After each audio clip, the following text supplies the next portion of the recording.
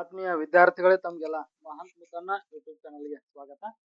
ಇವತ್ತಿನ ಈ ವಿಡಿಯೋದಲ್ಲಿ ನಾವು 7ನೇ ತರಗತಿಯ ಸೆಕೆಂಡ್ ಲ್ಯಾಂಗ್ವೇಜ್ ಕನ್ನಡದ ಪಾಠ ಅನ್ನದಾನ ಗದ್ಯ ಪಾಠದ ಅಭ್ಯಾಸದ ಪ್ರಶ್ನೋತ್ತರಗಳು ಹಾಗೂ ಭಾಷಾಭ್ಯಾಸದ ಉತ್ತರಗಳನ್ನ ನೋಡ್ತಾ ಹೋಗೋಣ.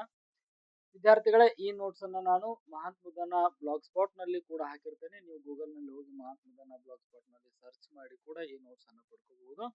ಅದೇ ರೀತಿಯಾಗಿ ಈ ವಿಡಿಯೋದ ಡಿಸ್ಕ್ರಿಪ್ಷನ್ ನಲ್ಲಿರುವಂತಹ ವಾಟ್ಸ್ಆಪ್ ಚಾನಲ್ ಲಿಂಕ್ ಇದೆ, ಅಲ್ಲಿ ನೀವು ಜಾಯಿನ್ ಆದ್ರಿ ಅಂದ್ರೆ ಅಲ್ಲಿ ಕೂಡ ನಾನು ಈ ವಿಡಿಯೋ ಹಾಗೆ ನೋಟ್ಸ್ ಲಿಂಕ್ ಗಳನ್ನು ಕೂಡ ಶೇರ್ ಮಾಡ್ತಾ ಇರ್ತೀನಿ ಅಂತ ಹೇಳ್ತಾ ಈಗ ನಾವು ವಿಡಿಯೋವನ್ನ ಸ್ಟಾರ್ಟ್ ಮಾಡೋಣ. ಸರಿ, 7ನೇ ತರಗತಿಯ ಅನ್ನದಾನ ಗದ್ಯ ಪಾಠದ ಅಭ್ಯಾಸದ ಪ್ರಶ್ನೋತ್ತರಗಳನ್ನ ನೋಡ್ತಾ ಹೋಗೋಣ ಒಂದೊಂದನ್ನಾಗಿ. ಒಂದು ವಾಕ್ಯದಲ್ಲಿ ಉತ್ತರಿಸುವ ಪ್ರಶ್ನೆಗಳು. ತಾಯಿಯ ಅನ್ನದಾನವನ್ನು ಕಂಡು ಮಗನಿಗೆ ಯಾವ ಯೋಚನೆ ಬಂದಿತು? ತಾಯಿ ಬರೇ ಅನ್ನದಾನವೊಂದನ್ನು ಬಿಟ್ಟಿದ್ದರೆ ತಾವೆಷ್ಟು ದೊಡ್ಡ ಶ್ರೀಮಂತರಾಗಬಹುದಿತ್ತು ಎಂಬ ಯೋಚನೆ ಮಗನಿಗೆ ಬಂದಿತು. ತಾಯಿಯು ಅನ್ನದಾನದ ಬಗ್ಗೆ ಮಗನಿಗೆ ಏನೆಂದು ಹೇಳಿದಳು? ಅನ್ನದಾನದ ಪುಣ್ಯ ಕೊನೆತನಕ ಇರುವಂತಹದ್ದು ಎಂದು ತಾಯಿ ಮಗನಿಗೆ ಹೇಳಿದಳು. ತಾಯಿ ಮಗನನ್ನು ಶಿವನ ಬಳಿ ಏಕೆ ಕಳುಹಿಸಿದಳು? ಅನ್ನದಾನದ ಪುಣ್ಯವನ್ನು ಕೇಳಲು ತಾಯಿ ಮಗನನ್ನು ಶಿವನ ಬಳಿಗೆ ಕಳುಹಿಸಿದಳು. 4ನೇ ಪ್ರಶ್ನೆ. ಹುಡುಗನು ನೇಪಾಳ ದೇಶಕ್ಕೆ ಏಕೆ ಹೋದನು? ಉತ್ತರ. ನೇಪಾಳ ದೇಶದ ರಾಜನ ಹೆಂಡತಿಗೆ ಶಿವನು ಕೊಟ್ಟ ಪ್ರಸಾದವನ್ನು ಕೊಡಲು ಹಾಗೂ ಆಕೆಗೆ ಹುಟ್ಟಿದ ಮಗುವಿನಿಂದ ಅನ್ನದಾನದ ಪುಣ್ಯವೇನೆಂದು ತಿಳಿಯಲು ಹುಡುಗನು ನೇಪಾಳಕ್ಕೆ ಹೋದನು.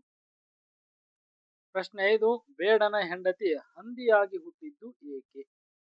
ಬೇಡನ ಹೆಂಡತಿಯು ಹಸಿದಿದ್ದ ಹುಡುಗನಿಗೆ ತನ್ನ ಪಾಲಿನ ಹಣ್ಣು ಹಾಲು ಕೊಡಲು ಒಪ್ಪದೆ ಅನ್ನದಾನ ಮಾಡದ ಕಾರಣ ಹಂದಿಯಾಗಿ ಹುಟ್ಟಿದಳು. ಇನ್ನ 2-3 ವಾಕ್ಯಗಳಲ್ಲಿ ಉತ್ತರಿಸುವ ಪ್ರಶ್ನೆಗಳನ್ನ ನೋಡ್ರಿ. ತಾಯಿಯೊಬ್ಬಳು ಅನ್ನದಾನ ಮಾಡುತ್ತಾ ಮಗನೊಂದಿಗೆ ಹೇಗೆ ಜೀವಿಸುತ್ತಿದ್ದಳು? ತಾಯಿಯು ಬೇರೆಯವರ ಮನೆಯ ಕಸ ಮುಸುರೆ ತೊಳೆದು ತಂದುದರಲ್ಲಿ ಮನೆಗೆ ಬಂದವರಿಗೆ ದಾನ ಮಾಡಿ ಉಳಿದುದನ್ನು ತಾವಿಬ್ಬರು ತಿನ್ನುತ್ತಿದ್ದರು. ಒಂದು ದಿನ ಬಹಳ ಮಂದಿ ಭಿಕ್ಷೆಗೆ ಬಂದರೆ ಮಗನಿಗಷ್ಟು ಇಟ್ಟು ತನ್ನ ಪಾಲಿನ ಅನ್ನವನ್ನೂ ದಾನ ಮಾಡುತ್ತಾ ಜೀವಿಸುತ್ತಿದ್ದಳು. ಮಗನು ತಾಯಿಯ ಅನ್ನದಾನವನ್ನು ಕಂಡು ಏನೆಂದು ಕೇಳಿದನು? ತಾಯಿ, ಇದೇಕೆ ಹೀಗೆ ಅನ್ನದಾನ ಮಾಡುತ್ತಿ? ಒಂದೊಂದು ದಿನ ನೀನೇ ಉಪವಾಸವಿದ್ದು ಬೇರೆಯವರಿಗೆ ಅನ್ನದಾನ ಮಾಡುತ್ತಿ. ಅನ್ನದಾನವೊಂದನ್ನು ಬಿಟ್ಟಿದ್ದರೆ ನಾವು ಎಷ್ಟೊಂದು ಶ್ರೀಮಂತರಾಗುತ್ತಿದ್ದೆವು. ಅದೇನು ಅನ್ನದಾನದ ಮಹತ್ವ ಹೇಳು ಎಂದು ಮಗ ಕೇಳಿದನು.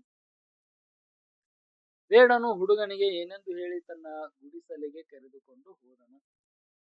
ಏ ಹುಡುಗ, ಸಂಜೆ ಸಮಯದಲ್ಲಿ ಹೀಗೆ ಕಾಡಿನಲ್ಲಿ ಅಡ್ಡಾಡಿದರೆ ಏನು ಗತಿಯಾದೀತು? ಇದು ಹುಲಿ ಸಿಂಹಗಳಿರುವ ಸ್ಥಳ. ಇಂದು ರಾತ್ರಿ ನಮ್ಮ ಗುಡಿಸಲಲ್ಲಿದ್ದು ನಾಳೆ ಹೋದಿಯಂತೆ ಬಾ ಎಂದು ಹೇಳಿ ಬೇಡನು ಹುಡುಗನನ್ನು ಕರೆದುಕೊಂಡು ಹೋದನು. 4ನೇ ಪ್ರಶ್ನೆ. ಬೇಡನು ಹುಡುಗನನ್ನು ಯಾವ ರೀತಿ ಉಪಚರಿಸಿದನು? ಬೇಡನು ತನಗೆ ಸೇರಬೇಕಿದ್ದ ಹಣ್ಣು ಹಾಲನ್ನು ಹುಡುಗನಿಗೆ ಕೊಟ್ಟು ಹಾಸಿಗೆ ಹಾಸಿ ಮಲಗಿಸಿದನು. ತನಗೆ ಮಲಗಲು ಸ್ಥಳವಿಲ್ಲದಿದ್ದರಿಂದ ಬಾಗಿಲ ಹೊರಗೆ ಕಾಲು ಚಾಚಿ ಒಳಗೆ ತಲೆಯಿಟ್ಟು ಬಾಗಿಲು ತೆರೆದೇ ಮಲಗಿದನು. 5ನೇ ಪ್ರಶ್ನೆ. ಸರ್ಪ ಯಾವ ಕಷ್ಟದಲ್ಲಿ ಸಿಲುಕಿತ್ತು? ಆ ಕಷ್ಟದಿಂದ ಅದು ಹೇಗೆ ಪಾರಾಯಿತು? ಸರ್ಪವು ಹುತ್ತದ ಒಳಗೆ ಅರ್ಧ ಹೊರಗೆ ಅರ್ಧ ಸಿಕ್ಕಿಕೊಂಡು ಹಿಂದಕ್ಕೂ ಮುಂದಕ್ಕೂ ಚಲಿಸಲಾರದೆ ಕಷ್ಟದಲ್ಲಿತ್ತು. ಹುಡುಗನು ಶಿವನಿಂದ ತಿಳಿದು ಬಂದಂತೆ ಸರ್ಪವು ತನ್ನ ನೆತ್ತಿಯಲ್ಲಿದ್ದ ರತ್ನವನ್ನು ಯೋಗ್ಯನಾದ ಆ ಹುಡುಗನಿಗೆ ದಾನ ಮಾಡಿದ ಕೂಡಲೇ ಅದಕ್ಕೆ ಸರಿದಾಡುವ ಶಕ್ತಿ ಬಂದು ಕಷ್ಟದಿಂದ ಪಾರಾಯಿತು. 6ನೇ ಪ್ರಶ್ನೆ. ಶಿವನು ಹುಡುಗನಿಗೆ ಏನೆಂದು ಹೇಳಿ ಕಳುಹಿಸಿದನು? ಮಗು, ನೇಪಾಳ ದೇಶದ ರಾಜನ ಹೆಂಡತಿ ಗರ್ಭವತಿಯಾಗಿದ್ದಾಳೆ. ನೀನು ಹೋಗಿ ನಾನು ಕೊಟ್ಟ ಪ್ರಸಾದ ಕೊಡು. ಆಕೆಗೆ ಹುಟ್ಟುವ ಕೂಸನ್ನು ಕೇಳಿದರೆ ಅದು ನಿನಗೆ ಅನ್ನದಾನದ ಪುಣ್ಯವೇನೆಂದು ಹೇಳುತ್ತದೆ ಎಂದು ಶಿವನು ಹೇಳಿ ಕಳುಹಿಸಿದನು. 6-7 ವಾಕ್ಯಗಳಲ್ಲಿ ಉತ್ತರಿಸುವ ಪ್ರಶ್ನೆಗಳು. ಬೇಡ ಮತ್ತು ಆತನ ಹೆಂಡತಿ ಹುಲಿಯ ಬಾಯಿಗೆ ಹೇಗೆ ತುತ್ತಾದರು? ಕಾಡಿನಲ್ಲಿ ಸಿಕ್ಕ ಹುಡುಗನಿಗೆ ಬೇಡನು ಆಶ್ರಯ ನೀಡಿದನು. ಗುಡಿಸಲಲ್ಲಿ ಮಲಗಲು ಜಾಗವಿಲ್ಲದ ಕಾರಣ ಬಾಗಿಲ ಹೊರಗೆ ಕಾಲು ಚಾಚಿ ಒಳಗೆ ತಲೆಯಿಟ್ಟು ಬಾಗಿಲು ತೆರೆದೇ ಮಲಗಿದ್ದನು.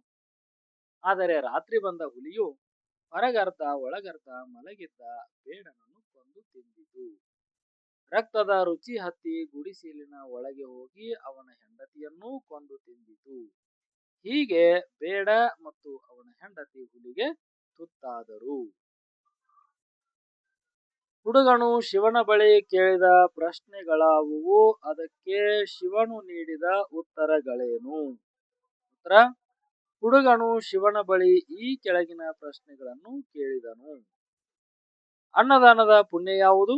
ಅದಕ್ಕೆ ಶಿವನು ನೇಪಾಳದ ರಾಜನ ಹೆಂಡತಿಗೆ ಪ್ರಸಾದ ಕೊಡು, ಅವಳಿಗೆ ಹುಟ್ಟುವ ಮಗು ನಿನಗೆ ಉತ್ತರ ಹೇಳುತ್ತದೆ ಎಂದನು. ರಾಜನು ಕೋಟಿ ಹಣ ಖರ್ಚು ಮಾಡಿ ಕಟ್ಟಿಸಿದ ಕೆರೆಯಲ್ಲಿ ನೀರೇಕಿಲ್ಲ ಎಂದು ಹುಡುಗ ಕೇಳಿದಾಗ ಅದಕ್ಕೆ ಶಿವನು ರಾಜನ ಮಗಳನ್ನು ಯೋಗ್ಯವರನಿಗೆ ಮದುವೆ ಮಾಡಿದರೆ ನೀರು ಬರುತ್ತದೆ ಎಂದನು. ಕುಂಟನಿಗೆ ಕಾಲು ಏಕೆ ಹೋಗಿದೆ ಎಂದು ಹುಡುಗನು ಕೇಳಿದಾಗ ಅದಕ್ಕೆ ಶಿವನು ತನ್ನ ವಿದ್ಯೆಯನ್ನು ಯೋಗ್ಯನಿಗೆ ದಾನ ಮಾಡಿದರೆ ಕಾಲು ಬರುತ್ತದೆ ಎಂದನು. ಸರ್ಪ ಒಂದು ಹುತ್ತದಲ್ಲಿ ಸಿಕ್ಕಿ ಬಿದ್ದಿದ್ದೇಕೆ ಎಂದು ಹುಡುಗ ಕೇಳಿದಾಗ ಅದಕ್ಕೆ ಶಿವನು ತನ್ನ ನೆತ್ತಿಯ ರತ್ನವನ್ನು ಯೋಗ್ಯನಿಗೆ ದಾನ ಮಾಡಿದರೆ ಸರಿದಾಡಬಹುದು ಎಂದು ಉತ್ತರಿಸಿದನು. ಮೂರನೇ ಪ್ರಶ್ನೆ ನೋಡ್ರಿ. ಮಗು ಹುಡುಗನಿಗೆ ಅನ್ನದಾನದ ಮಹತ್ವವನ್ನು ಹೇಗೆ ತಿಳಿಸಿಕೊಟ್ಟಿತು? ನೇಪಾಳ ರಾಜನಿಗೆ ಹುಟ್ಟಿದ ಮಗು ಹುಡುಗನಿಗೆ ಕಾಡಿನಲ್ಲಿ ನನಗೆ ಹಣ್ಣು ಹಾಲು ಕೊಟ್ಟು ಆಶ್ರಯ ನೀಡಿದ ಬೇಡನೇ ನಾನು. ಅಂದು ನಾನು ಹುಲಿಗೆ ತುತ್ತಾದರೂ ನಾನು ಮಾಡಿದ ಅನ್ನದಾನದ ಪುಣ್ಯದಿಂದ ಇಂದು ರಾಜಕುಮಾರನಾಗಿ ಹುಟ್ಟಿದ್ದೇನೆ. ಆದರೆ ತನ್ನ ಪಾಲಿನ ಆಹಾರವನ್ನು ಕೊಡಲು ಒಪ್ಪದ ನನ್ನ ಹೆಂಡತಿ ಇದೇ ಊರಿನಲ್ಲಿ ಹಂದಿಯಾಗಿ ಹುಟ್ಟಿದ್ದಾಳೆ ಎಂದು ಹೇಳುವ ಮೂಲಕ ಅನ್ನದಾನದ ಮಹತ್ವವನ್ನು ತಿಳಿಸಿಕೊಟ್ಟಿತು. ಮುಂದೆ ನೋಡ್ರಿ. ಓಕೆ, ಇಲ್ಲಿ ಹೇಳಿಕೆಗಳು ಯಾರು ಯಾರನ್ನು ಹೇಳಿದ್ರು ಅಂತ ಹೇಳಿ ನೋಡ್ರಿ. ಮೇಲಿನ ಹೆಡ್ಲೈನ್ ಬರೋದಿಲ್ಲ. ಬಡತನ ಶ್ರೀಮಂತಿಕೆ ಕೊನೆತನಕ ಇರುವುದಿಲ್ಲ, ತಾಯಿಯು ತನ್ನ ಮಗನಿಗೆ ಹೇಳಿದಳು.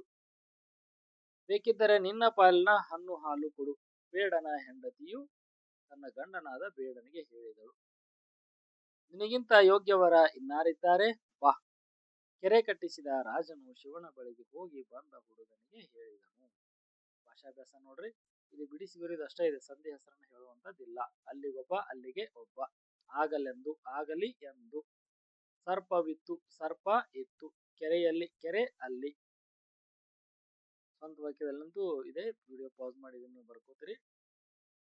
ಇನ್ನ ಸೂಚನೆಗಳ ಅನುಸಾರವಾಗಿ ವಾಕ್ಯವನ್ನ ಪುನಃ ರಚಿಸಿರಿದೆ.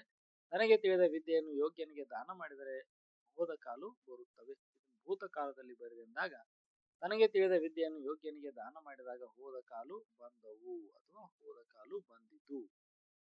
ಹುಡುಗನನ್ನು ನೋಡಿ ಬೇಡನಿಗೆ ಕರುಣೆ ಬಂತು. ಬಹುವಚನದೊಳಗೆ ಬರೆಯಿರಿ ಅಂದಾರ. ಹುಡುಗ ಏಕವಚನ ಇದೆ, ಬೇಡ ಏಕವಚನ ಇದೆ, ಅದನ್ನು ಬಹುವಚನ ತಿರುಗಿಸ್ಬೇಕೀಗ. ಹುಡುಗರನ್ನು ನೋಡಿ ಬೇಡರಿಗೆ ಕರುಣೆ ಬಂತು. ಹುಡುಗ, ಹುಡುಗರು, ಬೇಡ, ಬೇಡರು. ಖರ್ಚು ಮಾಡಿ ಕೋಟಿ ಒಂದು ಹಣ ಕೆರೆ ಕಟ್ಟಿಸಿದೆ. ವಾಕ್ಯವನ್ನು ಸರಿಪಡಿಸಿ ಬರೆಯಿರಿದೆ. ಕೋಟಿ ಹಣ ಖರ್ಚು ಮಾಡಿ ಒಂದು ಕೆರೆ ಕಟ್ಟಿಸಿದೆ. ಹುಡುಗ, ಎಲ್ಲಿ ಹೊರಟಿರುವೆ? ಸೂಕ್ತ ಲೇಖನ ಚಿಹ್ನೆಗಳನ್ನು ಬಳಸಿ ಬರೆಯಿರಿ. ಹುಡುಗ, ಎಲ್ಲಿ ಹೊರಟಿರುವೆ? ನೋಡ್ರಿ, ಅದಕ್ಕೆಲ್ಲ ಎರಡಕ್ಕೂ ಜೋಡಿ ಉದಾಹರಣೆ ಚಿಹ್ನೆ ಬರಬೇಕು, ಆ ಕಡೆ ಈ ಕಡೆ. ಸೊ ಇದಕ್ಕೆ ಏನಂತ ಕರೀತಾರೆ,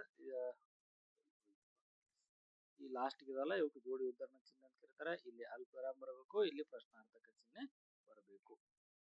ವಿರುದ್ಧಾರ್ಥಕ: ಶ್ರೀಮಂತ, ಬಡವ, ಬೆಳಕು, ಕತ್ತಲು, ಕರುಣೆ, ನಿಷ್ಕರುಣೆ, ಅನ್ಯಾಯ, ನ್ಯಾಯ, ಹೊರಗೆ, ಒಳಗೆ, ಯೋಗ್ಯ, ಅಯೋಗ್ಯ, ವಿದ್ಯೆ, ಅವಿದ್ಯೆ, ಸುಖ, ದುಃಖ.